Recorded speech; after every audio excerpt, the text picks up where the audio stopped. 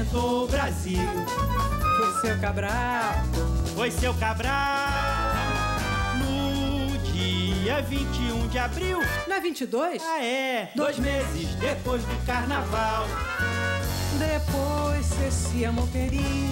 Peri beijou Ceci Ao som do Guarani. Do Guarani ao Guaraná surgiu a feijoada e mais tarde o Paraty. Quem foi que inventou o Brasil? Foi seu Cabral. Foi seu Cabral.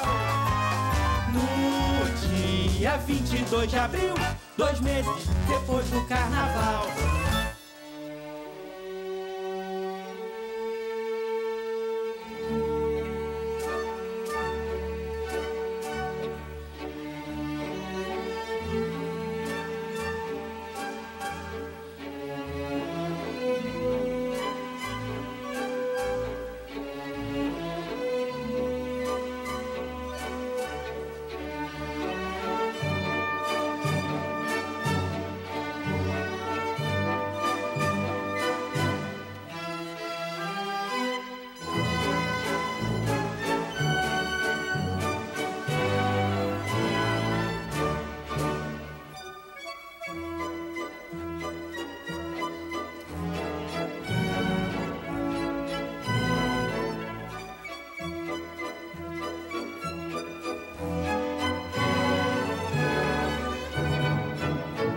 Ao som de polcas e valsas tocadas pelas bandas imperiais, o último baile da monarquia aconteceu aqui no Rio de Janeiro, num sábado à noite, no Castelo da Ilha Fiscal. Era 9 de novembro de 1889, apenas 6 dias antes da proclamação da República. Até o fim, Dom Pedro II acreditava que a situação poderia mudar. Isso é fogo de palha, ele comentou. Conheço meus patrícios. Mas o barão de Cotegipe já havia alertado a princesa Isabel quando ela assinou a Lei Áurea libertando os escravos. Vossa Majestade redimiu uma raça, mas acaba de perder o trono.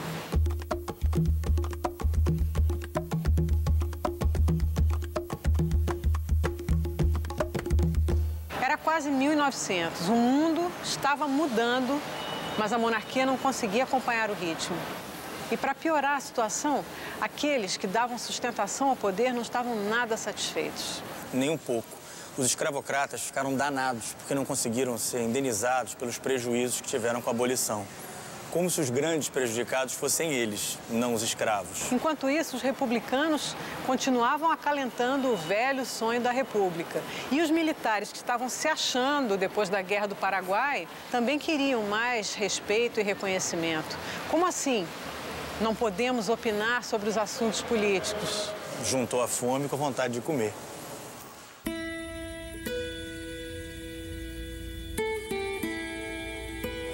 Manhã de 15 de novembro de 1889. Liderados pelo futuro ministro da Guerra, Benjamin Constant, e por aquele que seria o nosso primeiro presidente, o Marechal Deodoro, os revoltosos entram no Campo de Santana e derrubam o último gabinete do Império. Era para ter parado por aí. Mas ao longo do dia, o movimento se radicalizou e à noite estava proclamada a República. Salve, lindo pendão da esperança, salve, símbolo augusto da paz. Tua nobre presença, lembrança, a grandeza da pátria nos traz.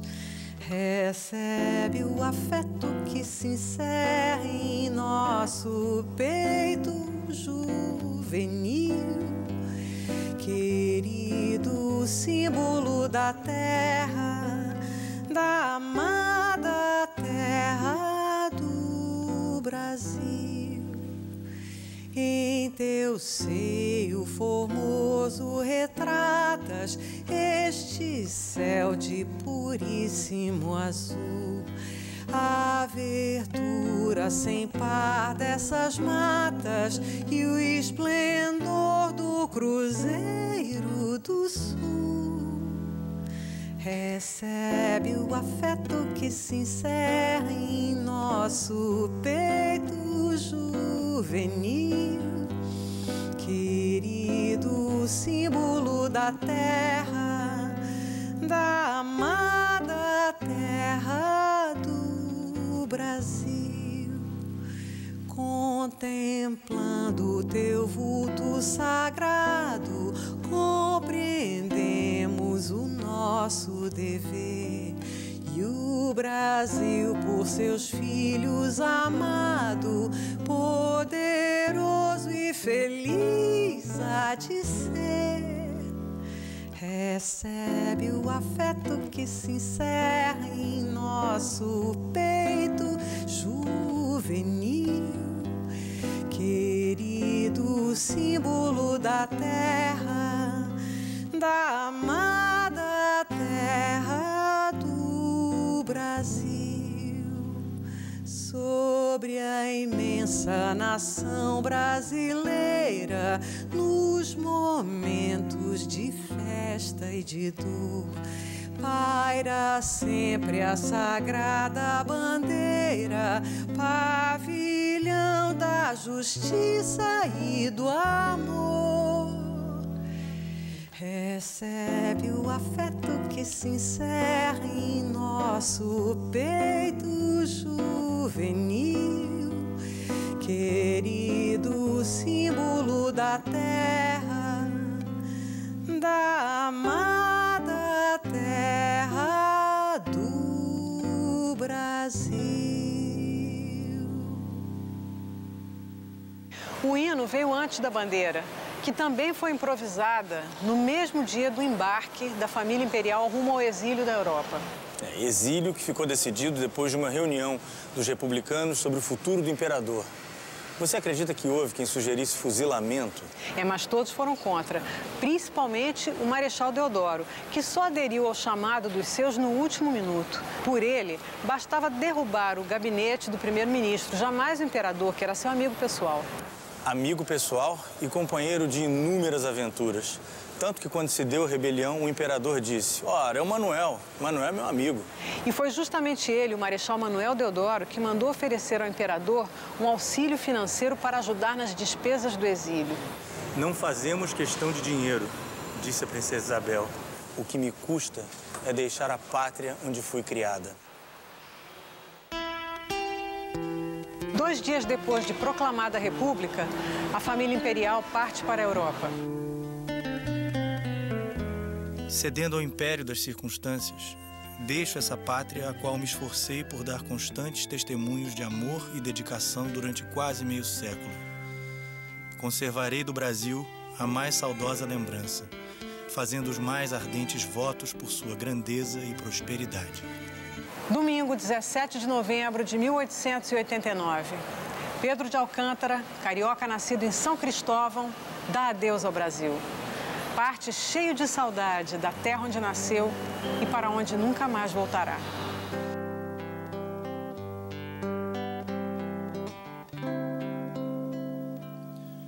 Oh, que saudade do luar da minha terra, lá na serra branquejando, folhas secas pelo chão. Esse luar, cada cidade tão escuro, não tem aquela saudade do luar do meu sertão. Não há, ó gente, ó não, luar como esse do sertão. Não há, ó gente, ó não, como esse do sertão. Se a lua nasce por detrás da verde mata, mas parece um sol de prata prateando a solidão. A gente pega na viola que ponteia, a canção é a lua cheia a nos nascer do coração. Não há, ó gente, ó não, luar como esse do sertão. Não há, ó gente, ó não, luar como esse do sertão. Se Deus me ouvisse com amor e caridade, me faria essa vontade o ideal do coração. Era que a morte a descontar me surpreendesse e eu morresse numa noite do luar do meu sertão. Não há, ó gente, ó não, luar como esse do sertão. Não há, ó gente, ó não, luar como esse do sertão.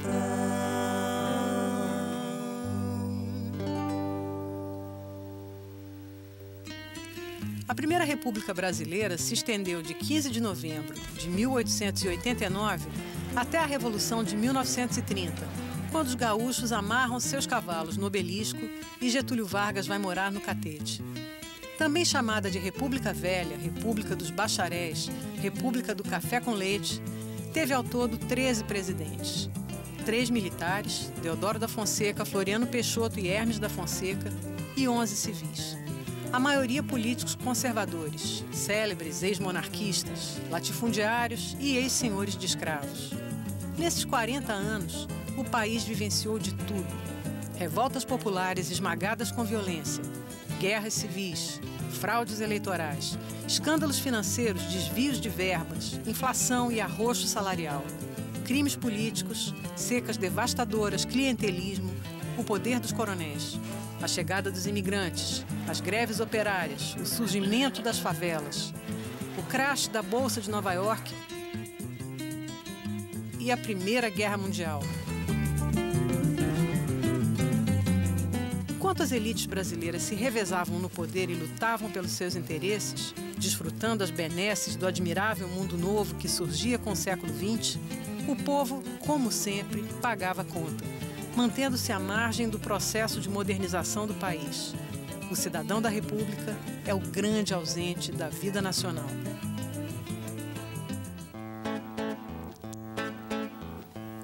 Eu vivo triste como um sapo na lagoa e ando sempre pelas matas escondido. Eu vivo triste como um sapo na lagoa e ando sempre pelas matas escondido. Vou largar essa maldita serenata pra ver se endireito a minha vida. Vou largar essa maldita serenata pra ver se endireito a minha vida. Eu só tenho um terno no baú e assim mesmo todo cheio de bolô. Eu só tenho um terno no baú e assim mesmo todo cheio de bolô. Até os pratos que eu tinha na cozinha Vossa Senhoria carregou. Até os pratos que eu tinha na cozinha Vossa Senhoria carregou. Ainda ontem na Gazeta de Notícias, meu nome eu vi bem declarado. Ainda ontem na Gazeta de Notícias, meu nome eu vi bem declarado. Foi preso refinado vagabundo por estar nas esquinas recostado. Foi preso refinado vagabundo por estar nas esquinas recostado. Os amigos que souberam da prisão disseram, meu Deus, é que perigo. Os amigos que souberam da prisão disseram, meu Deus, é que perigo. Por isso não me foram visitar, com medo de ficarem lá comigo. Por isso não me foram visitar, com medo de ficarem lá comigo. Há muito tempo que eu ando desconfiado da moça que ali de frente mora. Há muito tempo que eu ando desconfiado da moça que ali de frente mora. Ela olha para mim sorrindo, desconfio que essa moça me namora. Ela olha para mim sorrindo, desconfio que essa moça me namora.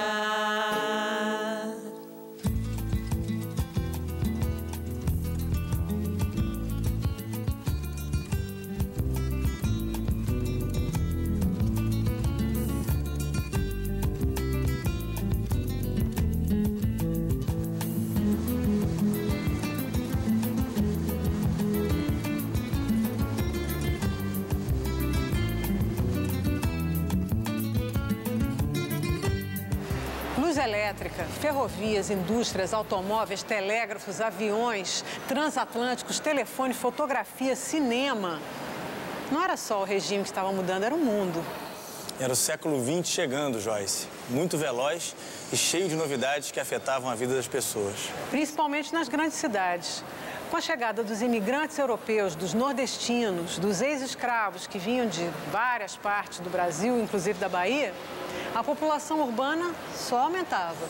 Mas no interior, no campo, na caatinga, nos sertões... A fome, a seca, a falta de trabalho, a falta de terra para plantar e para viver. O mundo moderno era privilégio das elites.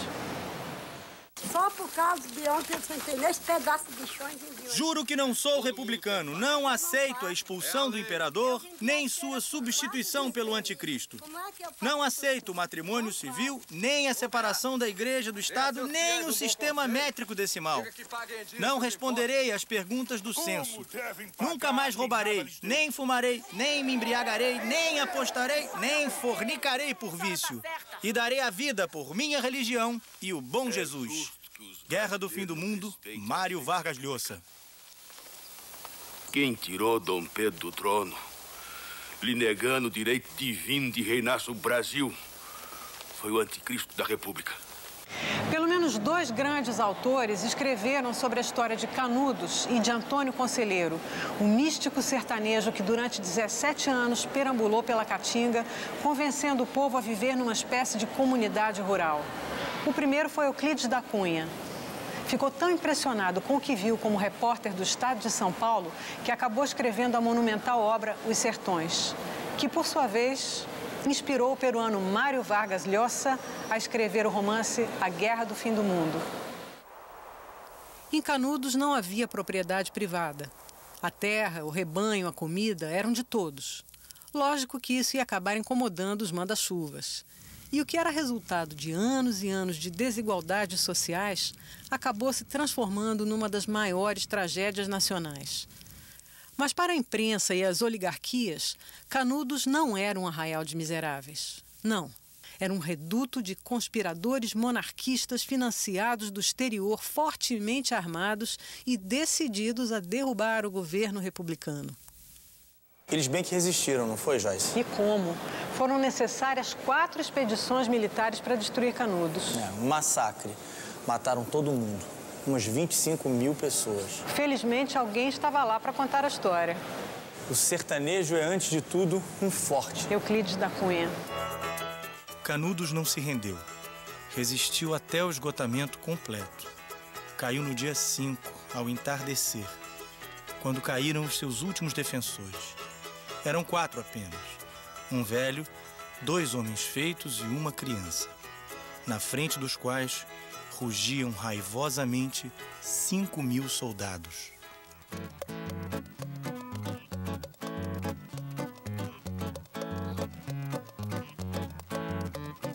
Marcado pela própria natureza, o Nordeste do meu Brasil. Ó solitário sertão de sofrimento e solidão, a terra é seca, mal se pode cultivar. Morrem as plantas e foge o ar. A vida é triste nesse lugar. Sertanejo é forte, supera a miséria sem fim. Sertanejo, homem forte, dizia o poeta assim. Sertanejo é forte, supera a miséria sem fim. Sertanejo, homem forte, dizia o poeta assim. Foi no século passado, no interior da Bahia, o homem revoltado com a sorte do mundo em que vivia, ocultou-se no sertão, espalhando a rebeldia, se revoltando contra a lei que a sociedade oferecia. Os jagunços lutaram até o final, defendendo Canudos naquela guerra fatal. Os jagunços lutaram até o final, defendendo Canudos naquela guerra fatal.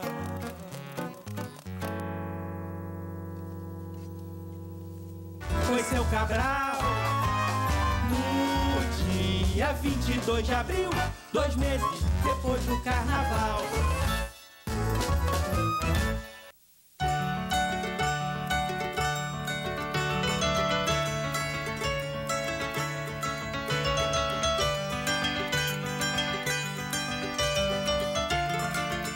Parece que a tragédia de Canudos não serviu de lição para a jovem república.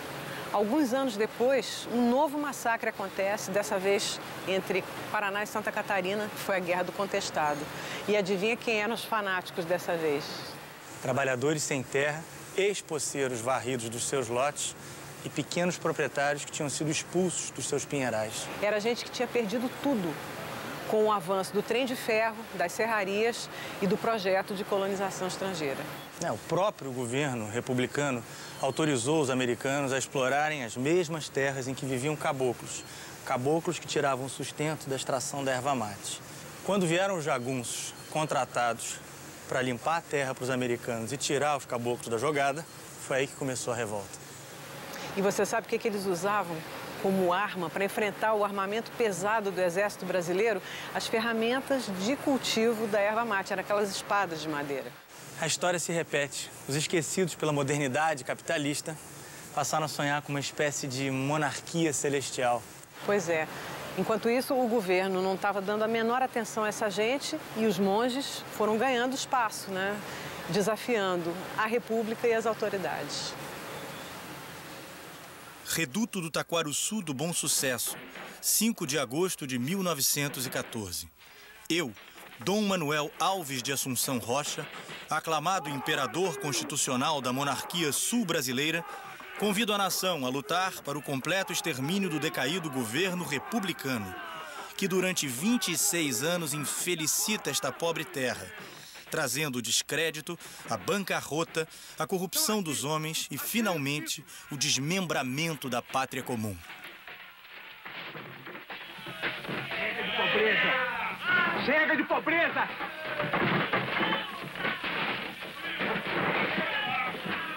Chega de pobreza! Só depois da 7ª expedição militar, a guerra que chamaram de Santa acabou, com a morte de 20 mil caboclos.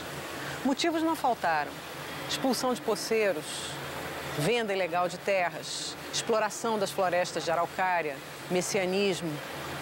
Tudo isso encobria o motivo real do conflito, a posse da terra.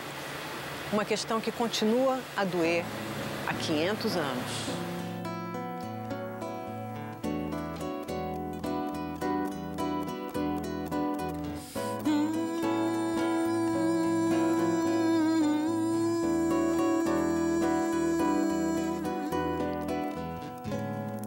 Tá vendo aquele edifício, moço? Ajudei a levantar. Foi um tempo de aflição. Era 4 condução, 2 pra ir, 2 pra voltar. Hoje, depois dele pronto, olho pra cima e fico tonto, mas me vem um cidadão e me diz desconfiado: tu tá aí admirado ou tá querendo roubar? Meu domingo tá perdido, vou pra casa entristecido, dá vontade de beber. E pra aumentar meu tédio, eu nem posso olhar pro prédio que eu ajudei a fazer.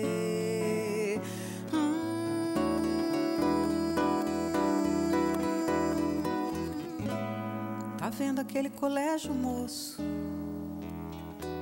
Eu também trabalhei lá. Lá eu quase me arrebento, fiz a massa, pus cimento, ajudei a rebocar.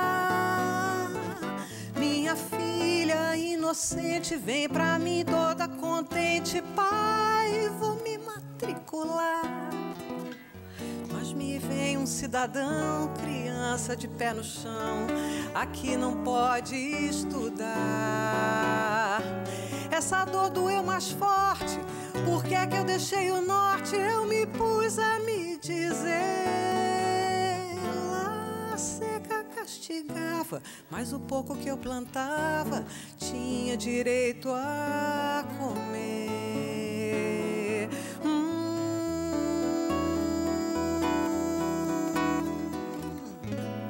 Tá vendo aquela igreja, moço, onde o padre diz amém?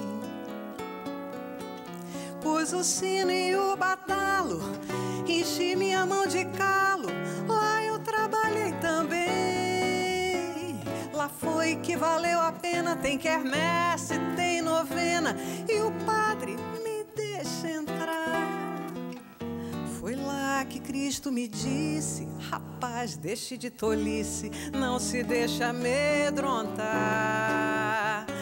Fui eu quem criou a terra, enchi o rio, fiz a serra, não deixei nada faltar. Hoje o homem criou asas e na maioria das casas eu também não posso entrar.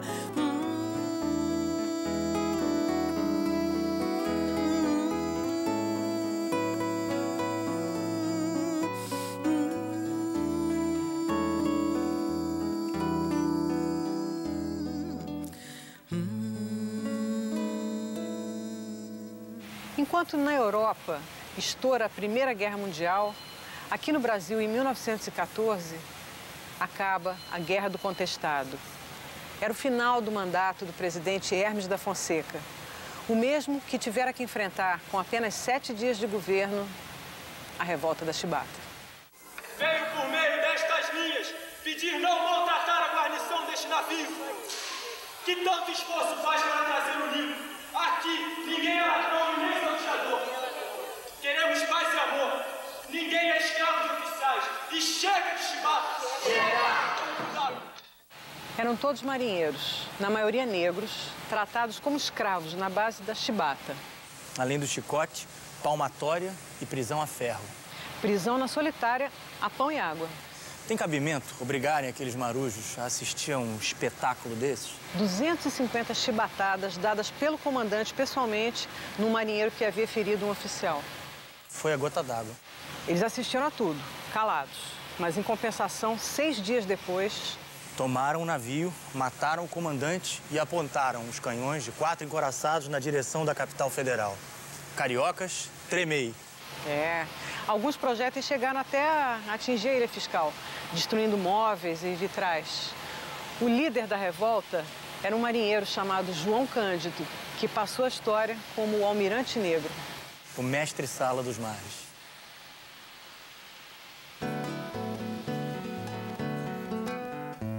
Há muito tempo nas águas da Guanabara, um dragão do mar reapareceu na figura de um bravo feiticeiro, de quem a história não esqueceu. Conhecido como navegante negro, tinha a dignidade de um mestre-sala, e ao acenar pelo mar na alegria das regatas, foi saudado no porto pelas mocinhas francesas, jovens polacas e por batalhões de mulatas. Rubras cascatas jorravam das costas dos santos entre cantos e chibatas, inundando o coração do pessoal do porão, que a exemplo do feiticeiro gritava então: glória aos piratas, às mulatas, às sereias, glória à farofa, à cachaça, às baleias, glória a todas as lutas inglórias que através da nossa história não esquecemos esquecemos jamais.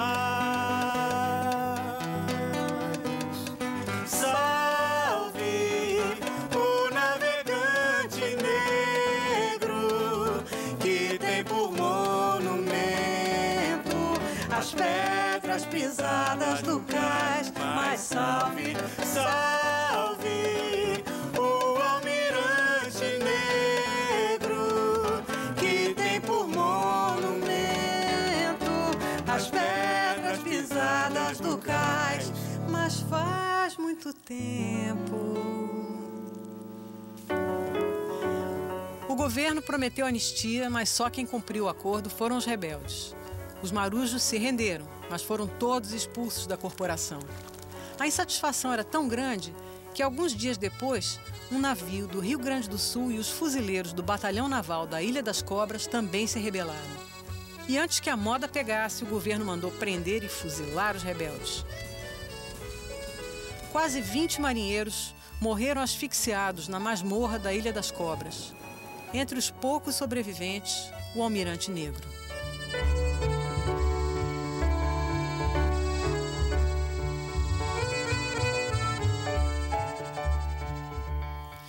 O antigo Largo do Rocio, no Rio de Janeiro, que hoje conhecemos como Praça Tiradentes, já foi o point da vida noturna carioca, cercada de teatros por todos os lados.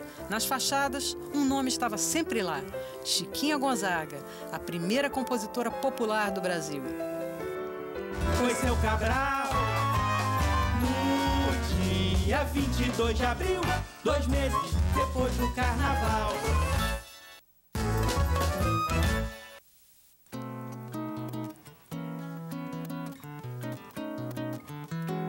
Toda branquinha, feito um bicho de goiaba, assim madura, saborosa e refinada. Ela brilhava, ela tocava coisas bonitas com seu piano de salão. Assim foi vista por um tal jovem poeta, cuja indiscreta inclinação pelas pequenas não escolhia se eram louras ou morenas, ou se eram frutas fora da estação. Ela bem o notara e gentilmente ofereceu-lhe um violão e lhe ensinou o corta-jaca e outras modas com sua vasta experiência em sedução.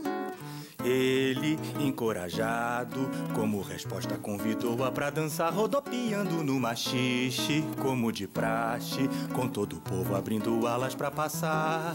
Repare a dança da madura maestrina, com o poeta adolescente pelo braço.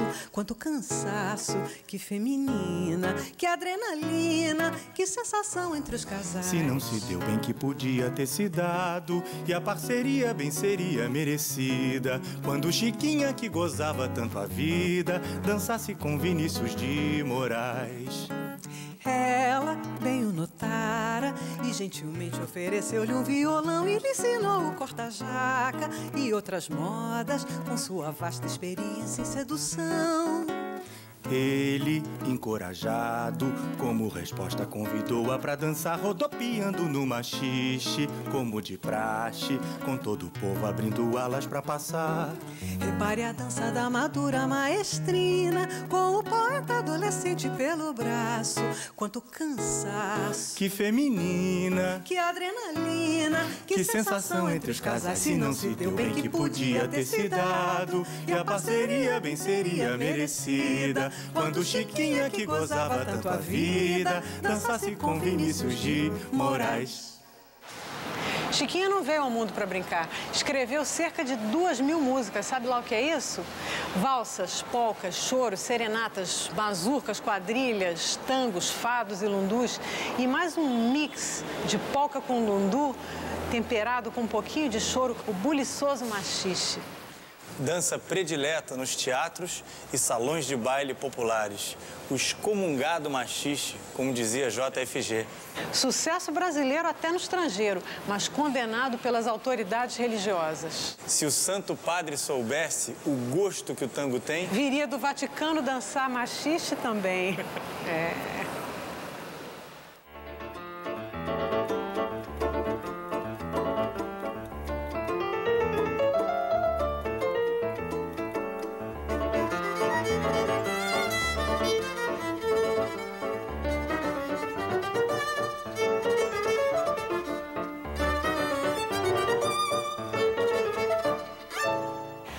opereta Zizinha Machixe, com músicas da nossa Chiquinha Gonzaga, ficou só 3 dias em cartaz. Mas uma de suas canções, o Machixe Gaúcho, logo apelidado de Corta-Jaca, faz sucesso até hoje, mais de 100 anos depois. E faz parte do repertório permanente dos grupos de choro. A segunda mais tocada, depois de Apanhei-te Cavaquinho, de Ernesto Nazaré.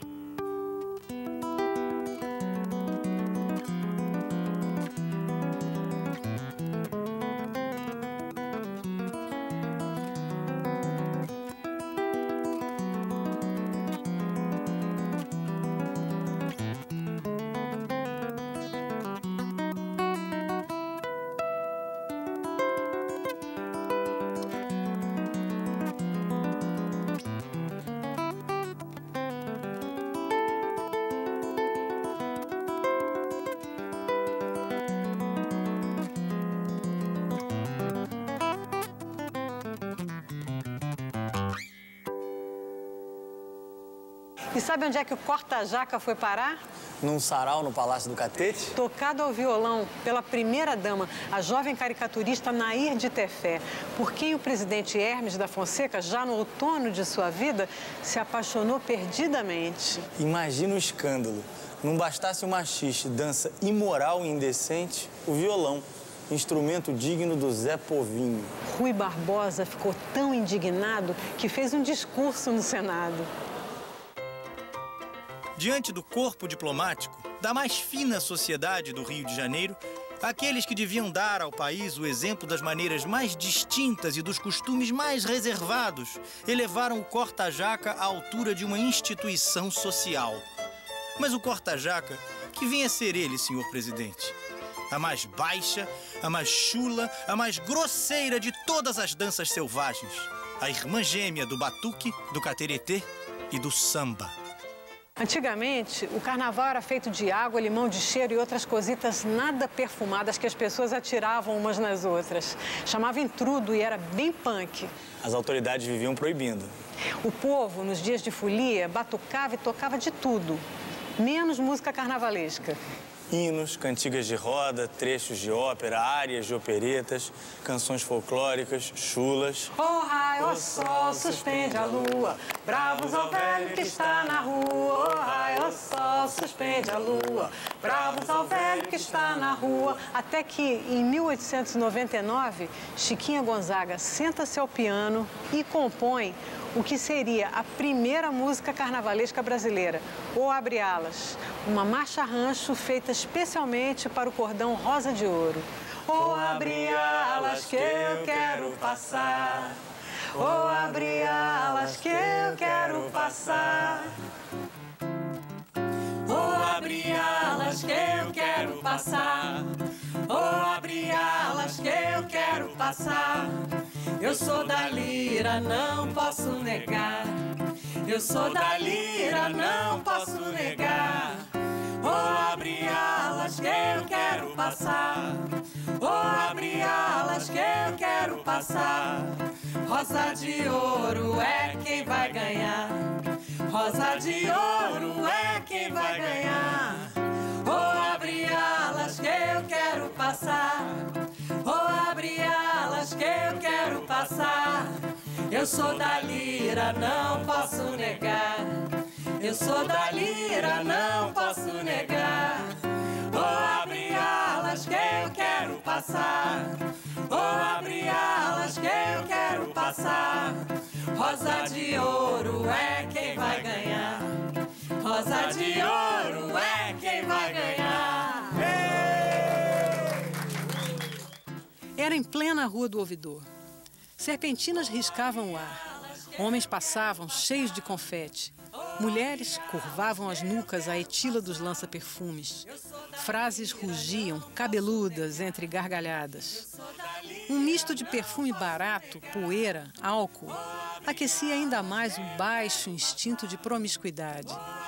Um grupo de rapazes berrava furioso uma dessas cantigas que só aparecem no carnaval. Há duas coisas que me faz chorar, é nó nas tripas e batalhão navar. O cordão é o carnaval. É nossa alma ardente, luxuriosa, triste, meio escrava e revoltosa. Os cordões são, antes de tudo, bem do povo, bem da terra, bem da alma encantadora e bárbara do Rio. Vou abrir alas que eu quero passar. Não são só as canções que retratam seu tempo, os livros também. Por exemplo, quem quiser saber como era o Rio de Janeiro imperial, é só procurar na obra de Machado de Assis. Agora, o Rio de Janeiro, Belle Époque tropical, com seus magazines, automóveis, edifícios, cinematógrafos, avenidas, isso é puro João do Rio. Foi a cidade a sua protagonista. A cidade e os seus personagens, né? Claro, e ele mostrava tudo, né? Desde, como é que ele chamava mesmo? Os livres acampamentos da miséria. Até a vida vertiginosa nas novas ruas e avenidas da capital. Sentara-me a uma das mesas do terraço da confeitaria, os olhos perdidos na contemplação da avenida. Nas calçadas, uma dupla fila de transeuntes sempre a renovar-se. O cinema colossal de homens das classes mais diversas. Operários e dandes, funcionários públicos e comerciantes, ociosos e bolsistas. Ao lado de uma multicor galeria de mulheres.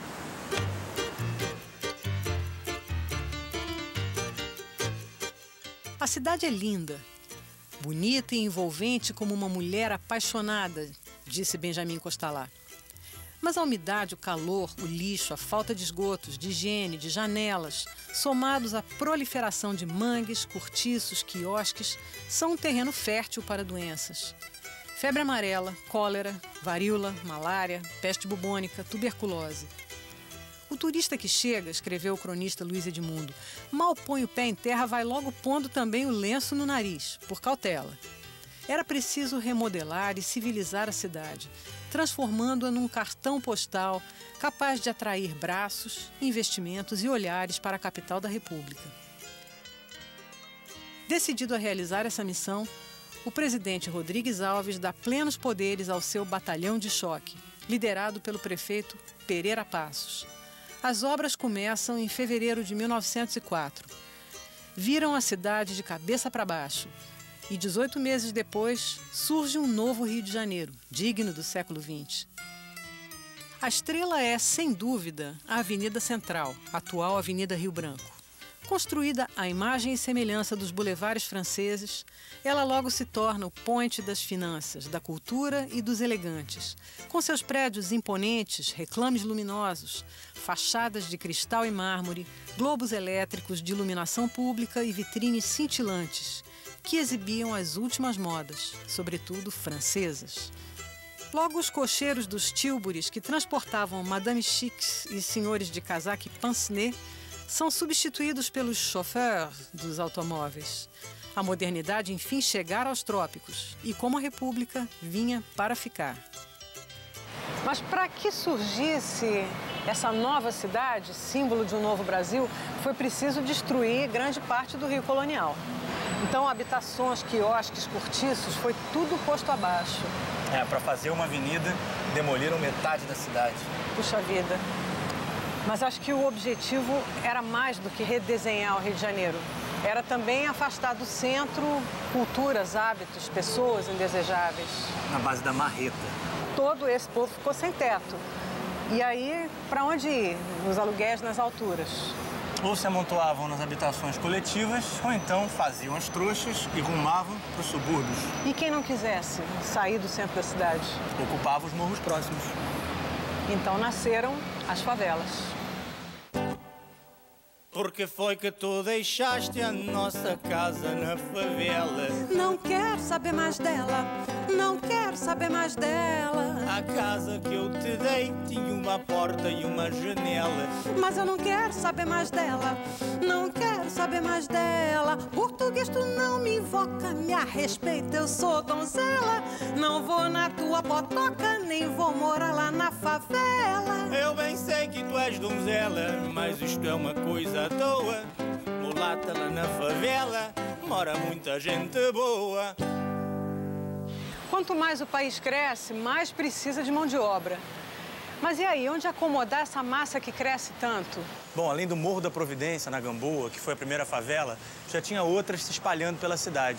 São Carlos, Mangueira. Bem verdade que os barracos não tinham nem luz, nem água, nem esgoto. Mas também não tinham nem impostos, nem aluguel. E sendo perto do centro, até dava para economizar na passagem. O pobre vai se ajeitando do jeito que dá, mas cada vez mais bronqueado. Poxa vida, já não bastava a carestia? E eles começam a chiar em voz alta. Entra governo, sai governo. E o cidadão vê o rico ficando mais rico e o pobre ficando mais pobre. Alguma coisa está errada. E quando as brigadas sanitárias resolvem vacinar a população à força... Deu no que deu. A revolta da vacina, mais uma vez, amplificou a voz do povo que as autoridades insistiam em ignorar. A ideia do grande sanitarista Oswaldo Cruz era perfeita. Acabar com as epidemias, o que de fato ele fez. Mas faltou orientar a população. Teve gente que achou que a vacina era para matar o cidadão que ainda resistia aos desmandos do governo. Entravam na casa das pessoas, vacinavam os moradores e, caso detectassem algum risco sanitário, mandavam imediatamente demolir o imóvel. Indenização que é bom nem pensar. Só que dessa vez, o povo não está sozinho. Não. Também eram contra a vacina os diários populares e os positivistas, que, apesar de valorizarem a ciência, consideravam a medida um despotismo sanitário, um atentado contra a liberdade individual. Essa é a vacina que o governo quer nos aplicar!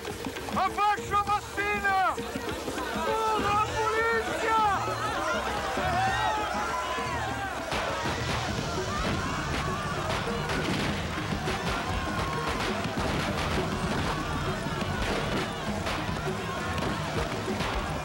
E os cadetes da Escola Militar da Praia Vermelha resolvem passar das palavras à ação. Se rebelam também. Loucos para botar para correr as oligarquias paulistas donas de cafezais. Eles queriam fazer uma revolução, né? Chegaram a marchar até o catete. O plano era entregar o poder ao senador Lauro Sodré, que já tinha dito que a nação tinha o direito de resistir à força pela força. A reação deve ser feita por todos os meios, inclusive a bala. Foram 2 semanas de revolta e a capital federal virou uma praça de guerra. Botaram fogo nos bondes, destruíram lampiões, depredaram lojas. Teve tiroteio, estado de sítio, invasão de favela e cortiço. Morreu um bocado de gente. Não adiantou nada, né? Logo depois vem a resposta do governo e naquela mesma base. Mandou prender todo mundo que não tivesse emprego comprovado e despachou direto para a Amazônia. O povo, né? Os cadetes perderam a Escola Militar da Praia Vermelha, que seria fechada e demolida 3 anos depois. Para dar lugar aos majestosos estandes da Exposição Nacional de 1908. 100 anos depois de Dom João VI, os portos cariocas, agora remodelados, eram novamente abertos às nações do mundo para exibir os encantos da capital da jovem república.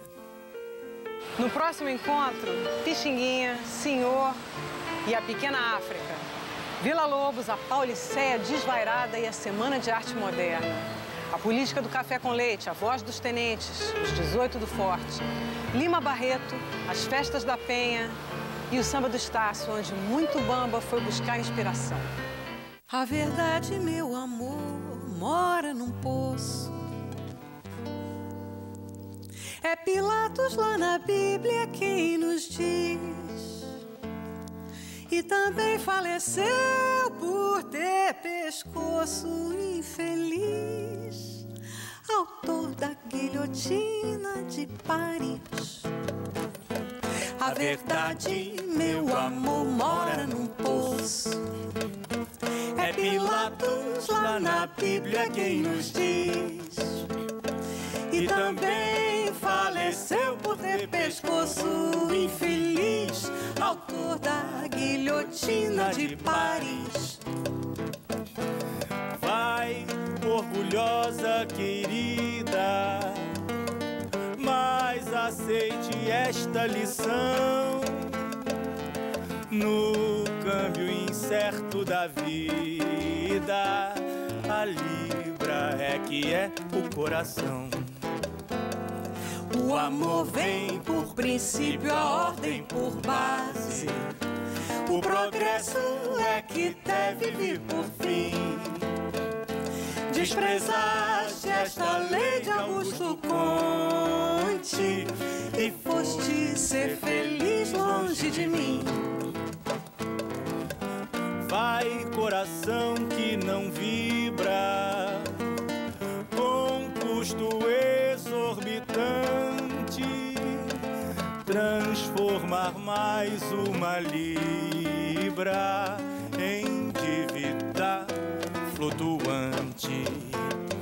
O amor vem por princípio, a ordem por base. O progresso é que deve vir por fim. Desprezaste esta lei de Augusto Conte e foste ser feliz longe de mim.